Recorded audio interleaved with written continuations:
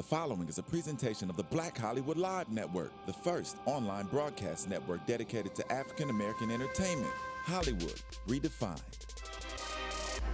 From Los Angeles, California, presented by Maria Menounos and streaming live thanks to Akamai Technologies, this is Black Hollywood Live, Turning Point, featuring weekly tips and life lessons on self-empowerment and discovering the best you.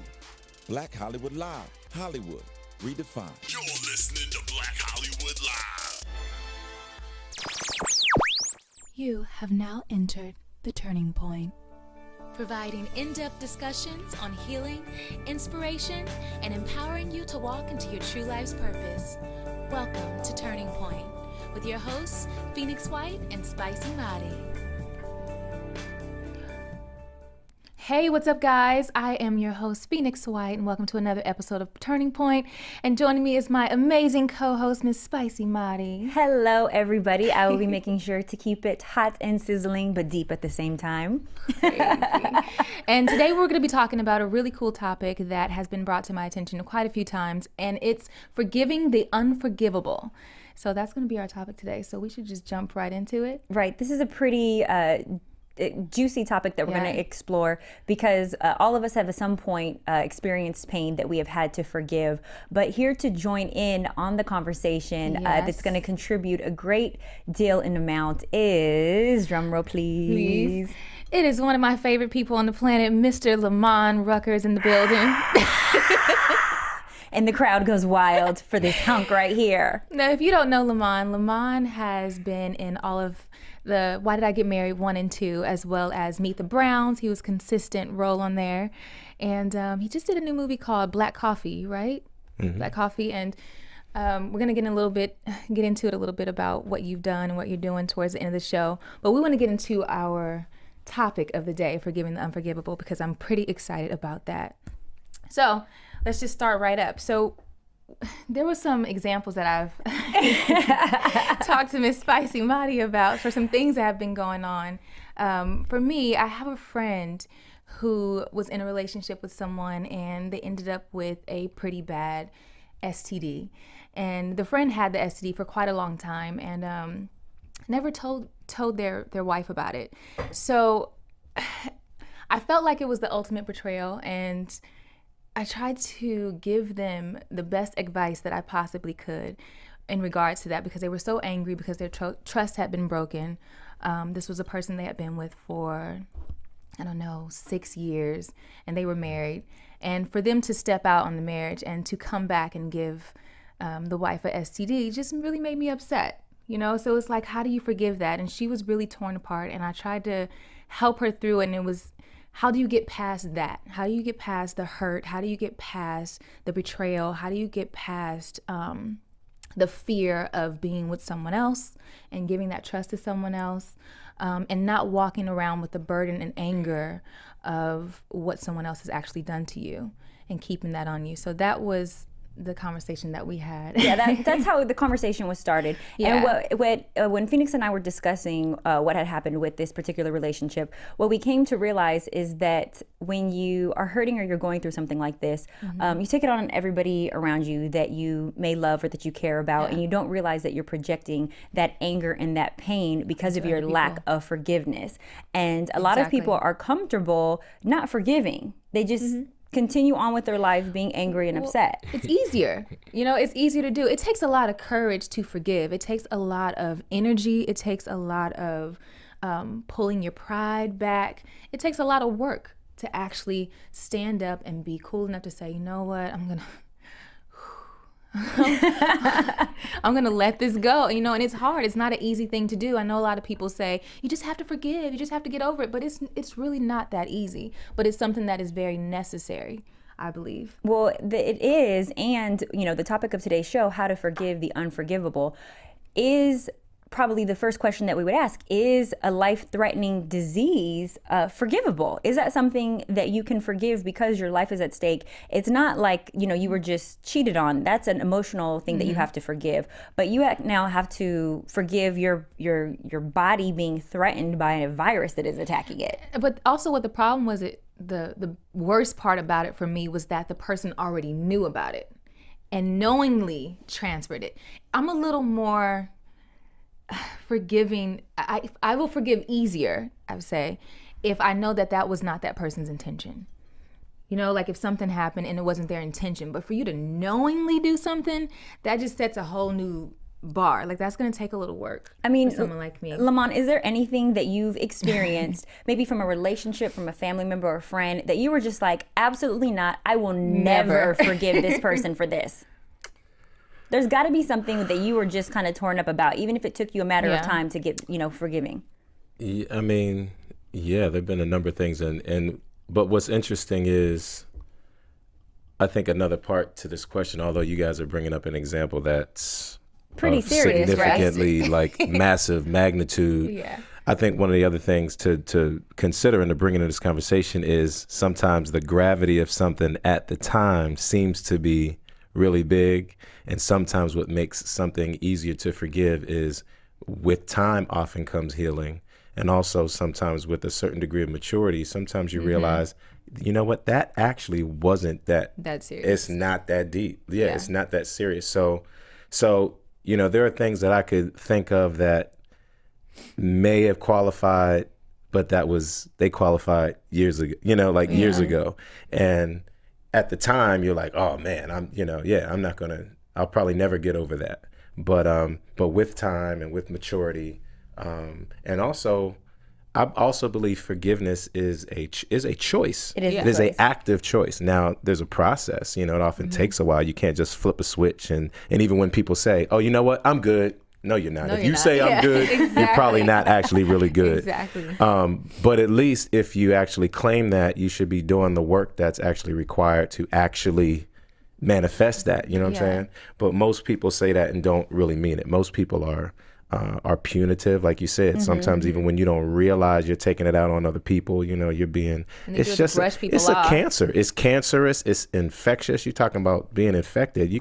Your spirit is infected. You're going to infect other people's spirit. And you start physically becoming sick too. It's like an ulcer living inside of you. So at some point, really what forgiveness really is what I've learned is it's not about letting that other person off the hook as much as it actually is you're liberating yourself. And you're actually taking the steps toward your own healing. So even in this particular scenario that you guys are bringing up, there might be some significant steps that are going to have to happen in order for that person's body to actually heal.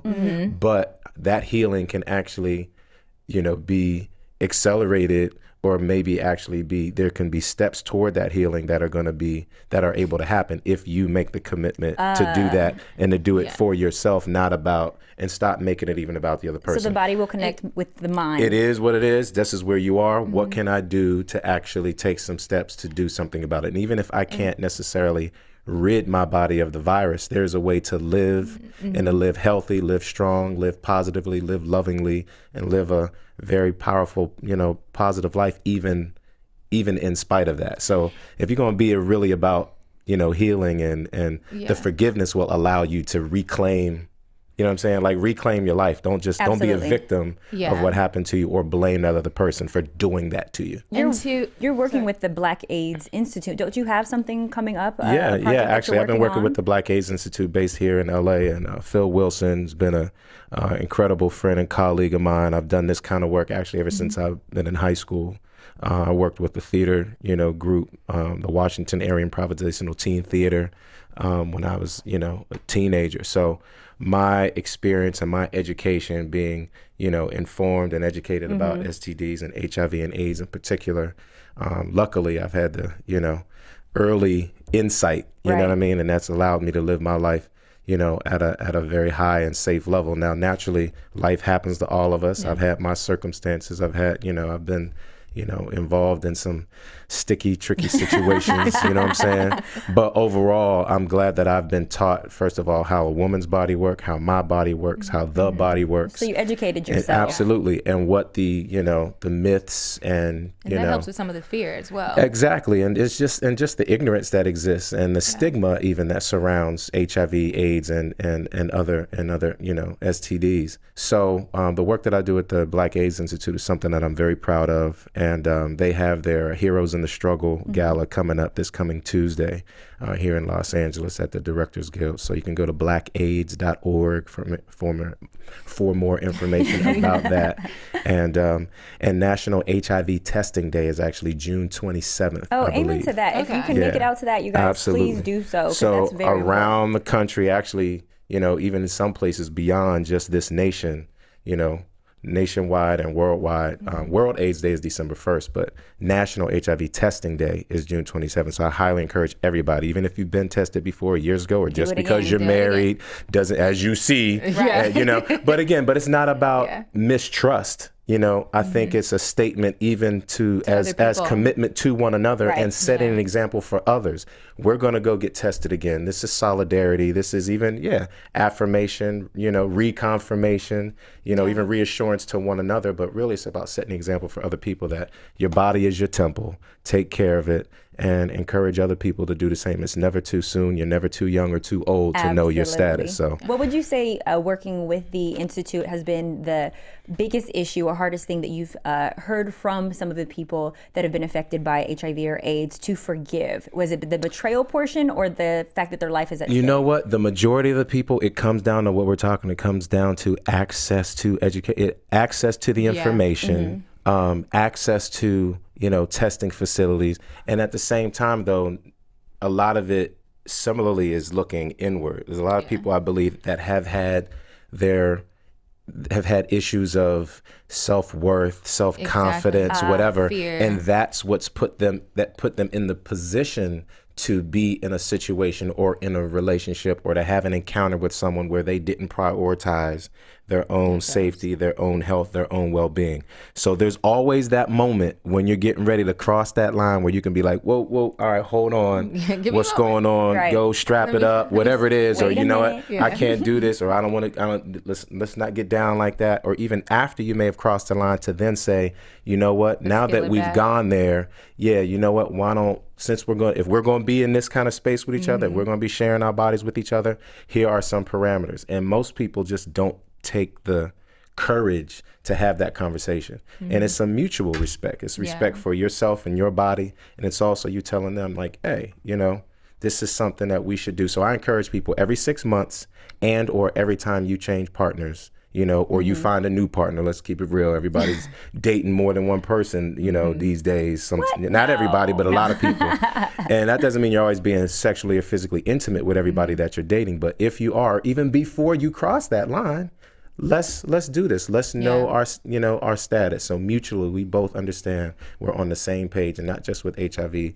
Get it done across the board. So especially my men out there, like, don't be too proud. Like, go in there, go to the doctor, throw your joint on the table and be like, make sure I'm straight. Whatever you got to do. This is just one example of something. I mean, I'm being silly, but you know what I'm saying? It's like, this is just an example, though, of something that's very tough to forgive in this particular situation that Phoenix is using. But there's a million other things that occur. But I'm sure there are things that are worse. I mean, there's people that I know of who've been, raped or sexually violated by, friends or family members. At some point, they had to get to a point where they released that. Now, sometimes the physical pain, the spiritual, emotional pain hasn't completely left their experience. It hasn't left their reality. There's always going to be some coping mechanisms that you're going to have to learn as far as how you're going to continue to go through your life.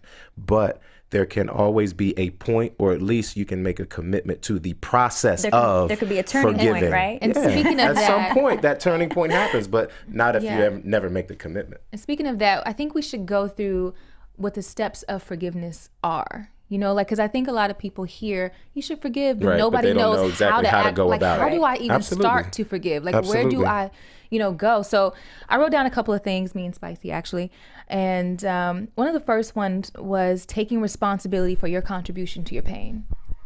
And a lot of people don't do this. I'm guilty that's a very of complex that. Point, though. Every episode, I think I admit that I'm guilty of something. That is one of the things that I'm guilty of. Because, in every situation. And how do you mean that? Like before or after the event that you need to whenever there's an issue, whether it be the breaking of the trust or something that you're required to forgive, whether it's you doing the forgiving or you needing to be forgiven, taking responsibility for what your contribution was to the act or the breaking of the trust. What did you do in that role? Because nobody's perfect, but somehow when people get hurt or damaged, they think that they were 100% perfect in that situation. And that's part of what I'm saying about being a victim. You know, when you release being a victim, one of the steps even in doing that is understanding, okay, how was I also accountable? Right. And you know, and that's very mature. But also constantly without blaming yourself entirely too. Sometimes there are people who constantly put themselves in positions with people on a consistent basis that they know are going to hurt them. Right.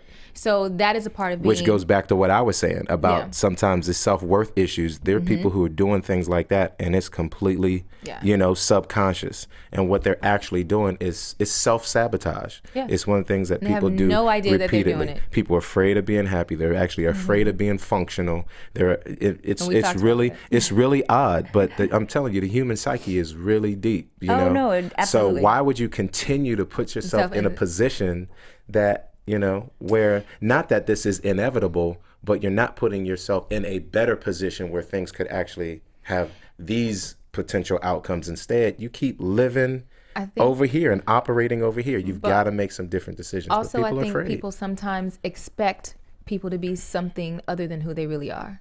Like you keep going into the situation hoping that they're going to be different. Yeah, they're people don't want to be They're honest. They're going to change. But it's like you keep expecting, and I was guilty of this. And you also keep expecting that other person to do the work and for them to change. But exactly, for them as opposed to you doing the work you need to do something different for yourself. I need to change. That's right. The way that or the access that I'm giving this person to me. So I had to stop giving people emotional access to me in a certain way because they were constantly hurting me. But they had never consequences to all of these that. things, and that's what people aren't prepared to do. Yeah. The consequence of that is, you might not be dating anybody for a significant amount of time. You got to be okay with that. You need, but a lot of people don't know how to do that. But stop falling in love with people's potential at the end of the day. Also, that's a huge problem. Well, learn how to be okay with being alone. You always got to have somebody touching you and all over you who, you gonna continue Sometimes to just roll the dice. Yeah. Like, everybody leave me alone. Let me get my act together. And if you actually, again, make the commitment, I keep using that word, to make a commitment to yourself to get your mind right. And but people aren't okay with being alone. It seems like they always need someone to validate them in some way or to make them feel better. So if that's the case, then what is that a reflection of? That's a reflection of themselves. That's right. So another one that we had was the courage to be honest or face your own shame. So if you do have something, if you are going through something, if you have experienced something, being okay to say, you know what, this did happen, or being okay to say, okay, I am hurt. Okay, I do feel bad, because a lot of people implode is what I like to say a lot. They don't explode a lot of the times, but they don't actually speak out. They don't call anybody. They don't say anything. They just kind of isolate themselves in shame or whatever it is that they're going through, and they begin to implode because the more quiet you are, the more that you don't speak up about something, because I don't think that shame can really exist if you talk about it. Yeah. Well, you can't be really shameful when you talk about it. Like, it's hard for you. You gotta leave. To feel you gotta put stuff behind you. You have to say, yes, I'm that person that happened to. Yes, I'm that person that, and that's okay, did this to that other person, or that did wrong over here. I stole this. I lied here. I didn't push myself as far as I could have here. I sold myself short over here. I didn't finish this. I didn't reach that goal. I made this mistake. I made that mistake. And everything that I just mentioned, it could be 10, 20 things. And for each thing, people, lower their head. Now some people act like that's not who they really are. They threw all this fake confidence and swag, or they got to cover their shame with all this external stuff, money, cars, jewelry, drugs, alcohol, and everything else. I always try to act like everything. Drugs, And all people are doing is medicating and covering what's really, really going on with them. So if you're going to deal with what's really going on with you, then really go in and be like, you know what? This is who I actually am. Well, the hard part for people is not just admitting it to themselves, but also living in fear of the rejection aspect. And the judgment of other people. If they are honest with themselves, then they have to be honest with the person, their friend, lover, family member, whomever. You gotta take it. But that honesty also can create rejection. People may not accept you if you are honest. So you have to live past that fear. Because if they don't love you unconditionally, if you tell them the truth, obviously they can't handle it, and they weren't meant to be in your life anyway. They don't know you. You ain't giving them the real you. Well, I found that the more honest I've become, because I used to be one of those people that was ashamed to be who I am, whether it was silly or goofy or fun or, however I was, smart, because people say, you shouldn't be so smart. You shouldn't try to dumb down a little bit. But when I started to be exactly who I was and didn't make any excuses for that, I was like, I just don't like it. I'm not mad. Right. No, sorry. But you have to know that there's a place that you can exist in that space, and that there's going to be other people that are going to come to you. Right. When I became more of myself, when I was in fear for so many years. People see keep it real, but they don't really know what it means. They don't know what that means, but when you're honest with yourself and you're confident and you walk in that, people treat you better. It's like they have a different sort of respect for you, which leads us into our quote of the day. Yes. And that is, everybody does not wake up at the same time. What does that mean to you? To me, that means a couple things. One is a lot of what we're talking about is really all about self-evolution, is all about self-actualization, self-awareness. And like we're talking about, it's like, so everybody, in my opinion, reaches these moments of enlightenment at different times in their life. Everybody's not going to get there the same way at the same time.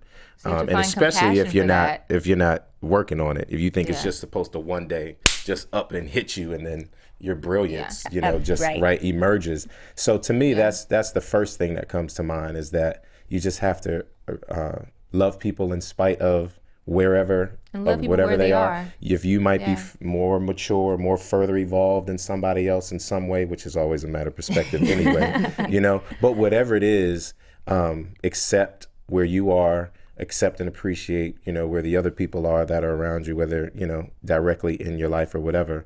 And there's still a way, I believe, that you got to understand that and still, again, act with compassion and patience and tolerance and love, no matter what, no matter where they are, even if they might be in a really foul place and they treating you foul. That doesn't mean you need to behave that way. Just understand, okay, they didn't wake up yet, or they're not in the place where they need to be. Part of the compassion aspect is understanding that a lot of times their anger is derived from their hurt. And so if someone's acting out angry towards you, usually that comes from a place of pain. I don't know anybody that's genuinely joyful that's treating other people bad. It doesn't make any sense. But that's why you got to forgive. Yeah, I definitely have found that when I take a step back and I think about where I was as opposed to where I am when I'm talking to someone who I feel like is not on my level or spiritually or whatever it is I have more compassion for those people, because it took me a minute for something to click me into place, and then I was moving forward. Yeah, you got to remember, you used to be them. Exactly. Everybody has to have that time or that moment to be able to get there. So you have to have compassion for those people and to, see yourself. You had to have a little time. Somebody had to be patient with you. Somebody had to teach you at some point. And even in this moment, there's somebody further along in their evolution than you might be in yours. But we're all, we've all got different barometers. Well, Phoenix knows that I love some scripture. And so you got your scripture. I had a scripture ready, you guys. Okay, Ephesians 4:31. Get rid of all bitterness, rage, and anger, brawling and slander, along with every form of malice. Be kind and compassionate to one another, forgiving each other, just as Christ God forgave you. And I always like to add, no matter what. No matter what, as hard as it may be. That's the only way that you can heal and move forward. That's the only way that you can heal. But so we're gonna run into our spirit check challenge. Spirit check challenge. Oh, it's like twisted spirit check challenge. And you guys make sure to hashtag the pound sign Turning Point Show for your spirit check challenge. And today, what I'd like for you guys to do is something that I actually did. Is I made a list of 5 people that I may have knowingly hurt or unknowingly hurt when I was actually hurting, and I sent a letter, or either I called those people and I apologized. And that lifted a lot of weight off of me, and it made me feel like so much better. And you'd be surprised how when people are in different spaces in their lives, as time has gone by, and you get probably the same response, they'll actually end up apologizing back. But if they don't, do it for yourself, to start to release yourself of some of the anger, pain, and bitterness from some of the things that you've gone through. Yep. So that's our spirit check challenge for today. That's a brilliant That's brilliant insight. I think I need to do one of those. I got a couple people on the list. I've done it. I've done it a couple times. For sure. We got to wrap it up, but we want to thank you, Lamman, for being on the show today. And this was another amazing show of Turning Point, and we hope you guys join us again. Forgiving the Unforgivable. Thanks for tuning in. Bye, guys. Bye, guys. From producers Maria Menounos, Dario Kristen, Tiana Hobson, Kevin Undergaro, and the entire BHL crew, we would like to thank you for supporting Black Hollywood Live, the first online broadcast network dedicated to African American entertainment. For questions and comments, contact us at info@blackhollywoodlive.com. Like us on Facebook, tweet us, or Instagram us at BHL Online. And I'm your BHL announcer, Scipio. Instagram me at Planet Scipio. Thank you for tuning in. Black Hollywood Redefined. The views expressed here are those of the host only and do not necessarily reflect the views of BHL or its owners or principals.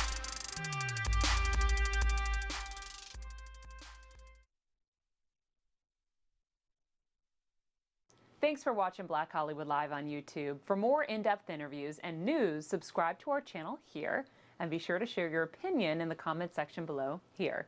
See you soon, everyone. Bye.